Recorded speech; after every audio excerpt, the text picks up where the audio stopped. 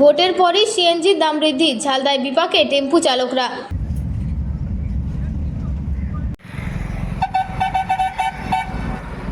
Vote পর্ব শেষ হতেই সিএনজি গ্যাসের দামে হঠাৎ বৃদ্ধি, আর তাতেই চরম সমস্যায় পড়েছেন পুরুলিয়ার ঝালদা এলাকার টেম্পু চালকরা। রবিবার সকাল থেকেই পুরুলিয়া রাঁচি সড়কের কোটশিলা ডুরগ্গু ফাটক সংলগ্ন দঙ্গল গ্রামের সিএনজি পাম্পে হঠাৎই দীর্ঘ লাইন দেখা যায়। টেম্পু থেকে শুরু করে 4 চাকার গাড়ি সব মিলিয়ে গ্যাস নেওয়ার জন্য ভিড় উপচে পড়ে। চালকদের অভিযোগ, প্রতি কেজি প্রায় 2 টাকা দাম বেড়েছে। কয়েকদিন আগেও যেখানে সিএনজির দাম ছিল 92 টাকা 50 পয়সা, তা এখন বেড়ে দাঁড়িয়েছে 94 টাকা 50 পয়সা প্রতি কেজি।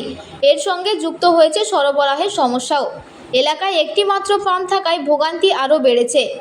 চালক অমর আল্লাহ আনসারি ও শুভজিৎ রজক জানিয়েছেন, এই হঠাৎ মূল্যবৃদ্ধির ফলে তাদের দৈনন্দিন আয়ে বড় প্রভাব পড়ছে। যাত্রী পরিষেবাও ব্যাহত হচ্ছে বলে অভিযোগ। চালকদের দাবি, অবিলম্বে সিএনজির দাম নিয়ন্ত্রণে আনতে হবে এবং সরবরাহ স্বাভাবিক করতে হবে, নইলে আগামী দিনে পরিস্থিতি আরও জটিল হয়ে উঠবে।